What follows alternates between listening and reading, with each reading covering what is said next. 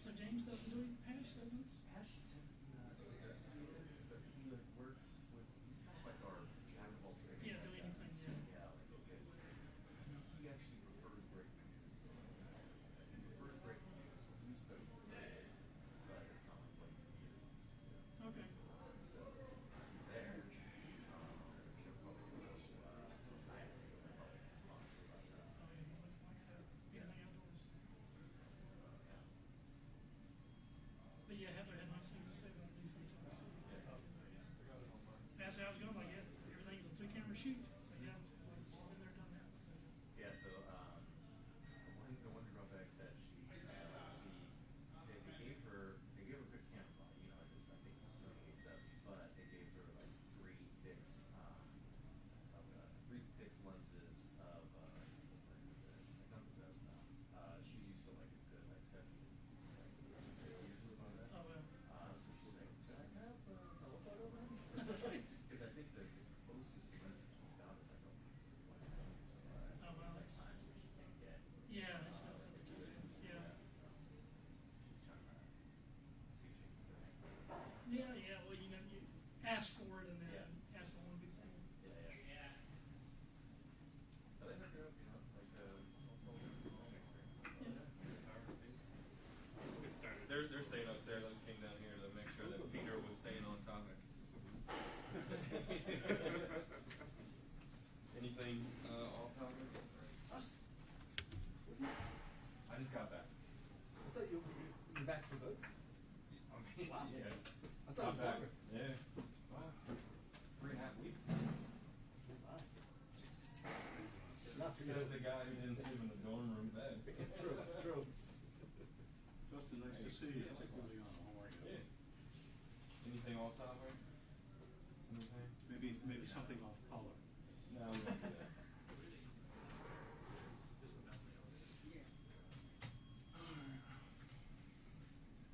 Is this your first week back? No, I've been back. No, I mean, I'm saying like out in the. No, I've been out.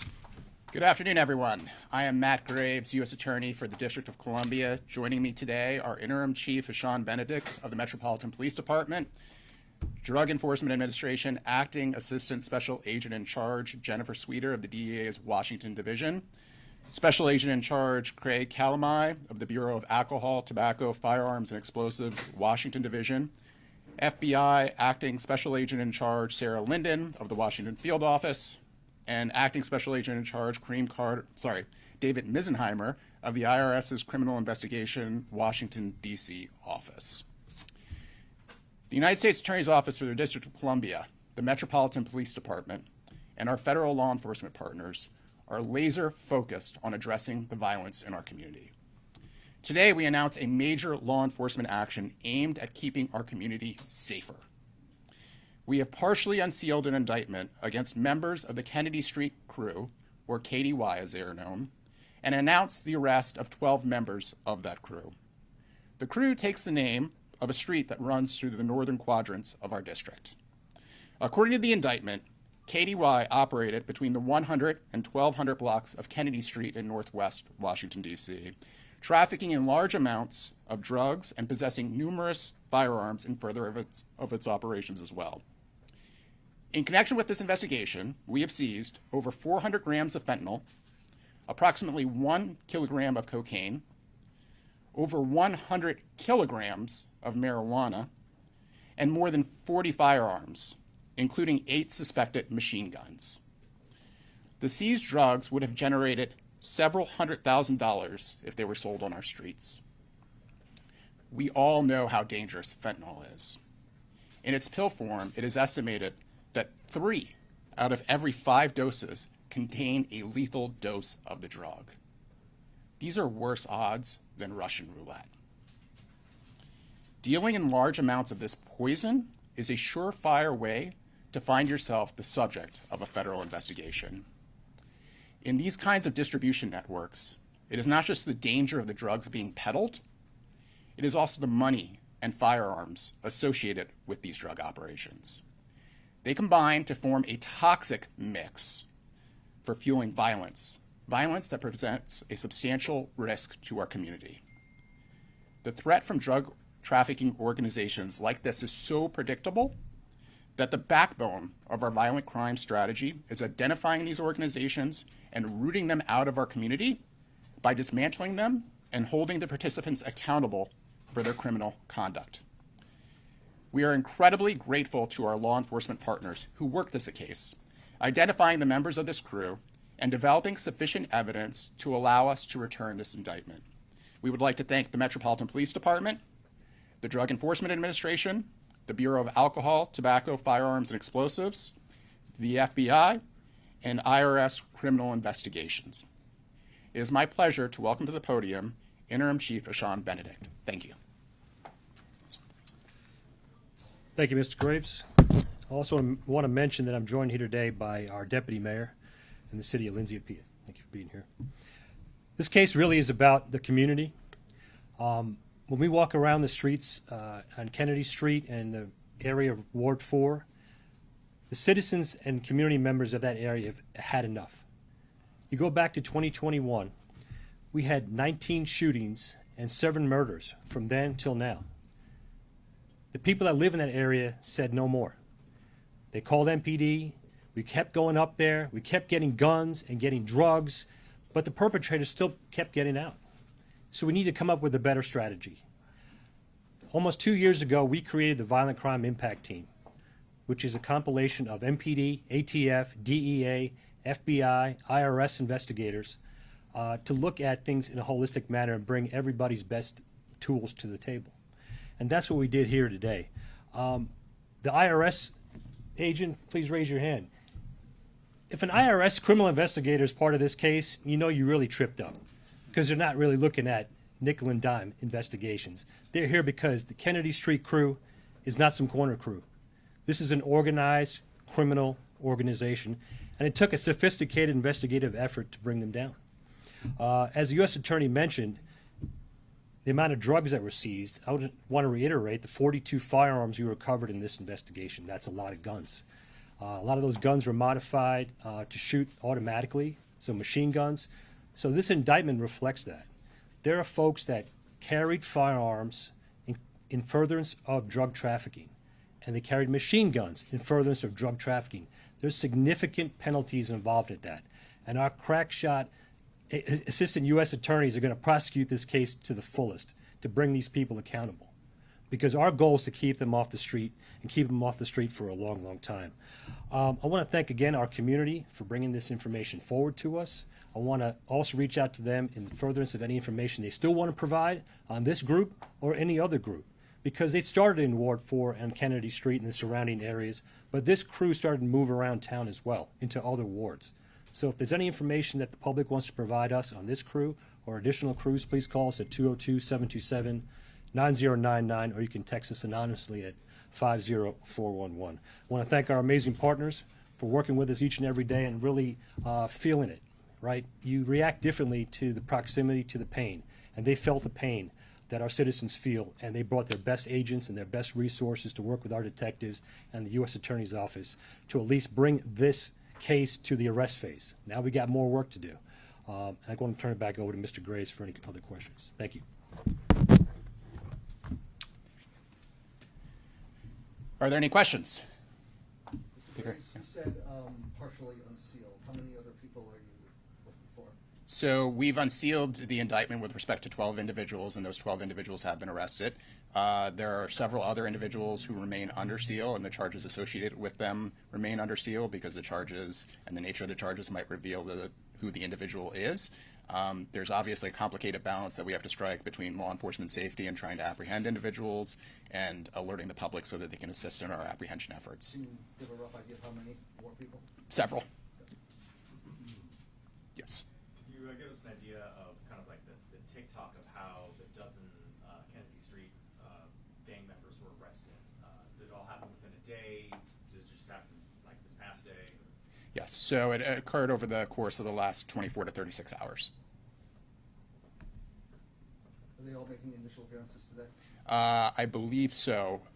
They were originally scheduled. It's always a challenge with this many people to get them all through on the same day, but I think that's going to happen. I have a question regarding the IRS involvement. Can you describe that a little bit more about what they were looking into and how that differs from other investigations you may be doing? So, not in the context of this specific case, but what I can say generally, and the reason that Interim Chief Benedict said you've really messed up when the IRS is involved, is that generally when the IRS becomes involved in violent crime investigations like this, there are large amounts of money that are being moved. And there are efforts to hide the nature of the proceeds, where they came from. And also, in most criminal operations, this probably won't surprise anyone, most people are not paying taxes on the money that they are earning through illegal means. So when the dollar amount becomes large enough, the IRS becomes involved. So this is a step up above the regular or routine street crew that we see often. So again, I'm not going to comment on this specific case, but I think the numbers speak for themselves in terms of the volume of drugs that were seized and the firearms. Yes? Can you tell us whether or not it's suspected that any money was laundered through any incorporated companies in this case? So let me get back to you because I'm just not sure in terms of what's been unsealed and not sealed at this point. Yes, in the back. How many guns were seized? 42. Did all Yes. of them live off of Kennedy Street? So when the indictment is unsealed, you'll see, and the press release will include where the individuals lived. Most lived in the district. I believe there's one individual who lived outside the district of the individuals who've been arrested so far. Can we talk about the recent low papering rates for gun arrests? Are we trying to get those numbers back up? Are there like any obstacles or hurdles in the way? Can we talk about that? So these are two entirely different situations. This is a long-term investigation. All the individuals who were arrested today are going to be charged. They're going to be charged with serious federal crimes. Where we've seen issues with charging rates with respect to firearms have been in incidental street contacts between law enforcement and individuals in the community. As we've outlined at great length with respect to firearms, it's been a very changing environment in the district over the last 5 years or so, where there's been a lot of cases issued by our highest court of appeals that have really changed the rules of the game in terms of how law enforcement interacts with our citizens and what they can and cannot do. These are really difficult things to implement. We are working with a Metropolitan Police Department, and we've already seen increased charging rates with respect to firearms this year. Yes. Sir, you indicated, I know you said that these charges involve guns and drug trafficking, and I think you alluded to the violence in the area. Are there any violent crimes that are part of this that they are accused of or charged with at this point, or are there metrics that you believe are linked to the number of violent crimes that are associated with them? Yeah, so the charges in the partially unsealed indictment all relate to drug distribution, firearms possession, and using firearms in the course of drug distribution and related types charges. As I said in my opening comments, that kind of activity at this scale is a magnet for violence, whether any of the individuals involved themselves are personally involved in violence. And to your point about metrics, this is now, I believe, the fifth takedown of this type since the Metropolitan Police Department formed the impact team that Interim Chief Benedict referred to. In all those takedowns, we've seen immediately afterwards market decreases in various violent crime metrics, which shows that the strategy works. All right. Thank you all very much for your attendance today and for your focus on this important investigative action. Thank you. Thank you. Thank you.